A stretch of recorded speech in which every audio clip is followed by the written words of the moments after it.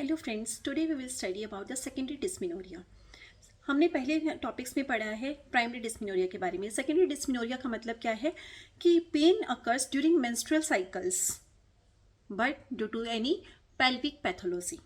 ठीक है, तो ऐसा होता क्यों है, ये पेन क्यों होता है ऐसे? वो क्योंकि प्री मेंस्ट्रुअल, और ये होता जो है वो मेंसेस के साथ नहीं होता, बिफोर मेंसेस स्टार्ट होता है। That is called pre menstrual phase pain. ठीक है, प्री मेंस्ट्रुअल फेज में पेन होगा, क्यों होगा?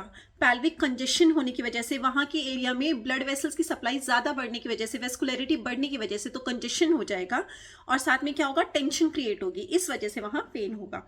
अब इसके कॉजेस क्या क्या हैं? इसके कॉजेस हैं, first and most common cause जो आप कभी भी देखना, आजकल हम देखते हैं ओपीडी में मैक्सिमम पेशेंट्स की जो कॉज है पेन का, वो है endometriosis.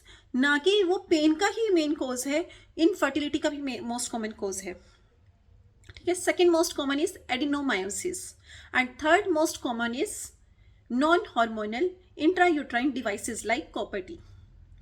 Fourth one, pelvic inflammatory disease, जिसको हम पीआईडी भी बोलते हैं। बहुत सारे पेशेंट्स को पीआईडी होता है। कोई भी पेशेंट पेन करके आएगी, पता चलता है कि उसमें कोई ना कोई इन्फ्लामेटरी डिजीज है पेल्विक एरिया में। ठीक है, फिफ्थ वन इज सब एक्यूट एंडोमेट्रियाइटिस। ठीक है, उसके बाद है ओवेरियन सिस्ट होना, ओवेरियन सिस्ट भी कोज है।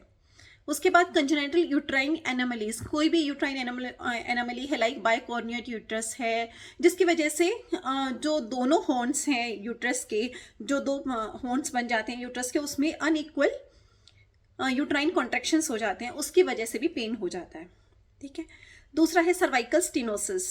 उसके बाद है यूट्राइन फाइब्रॉइड, कहीं पे भी कहीं गठान टाइप की, जो हम अगर लोकल लैंग्वेज में पेशेंट को समझाएं तो यूट्राइन फाइब्रॉइड की वजह से या यूट्रस में गांठ बनने की वजह से पेन हो जाता है। कोई पैल्विक एडहेशंस है, पैल्विक एरिया में कोई एडहेशन, प्रीवियस कोई सर्जरी हुई है किसी नॉर्मल लाइक कोई कॉलिसिस्टेक्टमी हुई है, या कोई भी सर्जरी हुई है, जो कि मोस्ट कॉमन सर्जरीज हैं अपेंडिसाइटिस के लिए होना, या फिर कॉलिसिस्टेक्टमी होना, तो गॉल ब्लैडर की सर्जरी होना, तो किसी भी वजह से कोई सर्जरी हुई है, वहाँ पे उस एरिया में पैल्विक एडहेशंस बन जाए तब भी हो जाता है। एक और है एंडोमेट्रियल पॉलिप। एंडोमेट्रियल पॉलिप में तो इंटरमेंस्ट्रुअल ब्लीडिंग भी हो जाती है, मतलब मेंसेस अभी खत्म हुए, उसके 10 दिन बाद 15 दिन बाद फिर से स्टार्ट हो गए, तो वो एंडोमेट्रियल पॉलिप में होता है।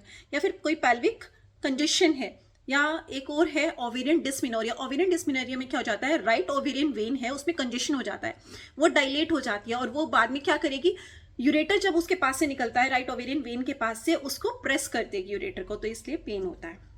So these are the causes of secondary dysmenorrhoea.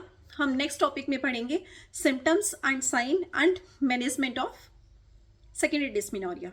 So stay tuned. Please subscribe and share my channel. Thank you.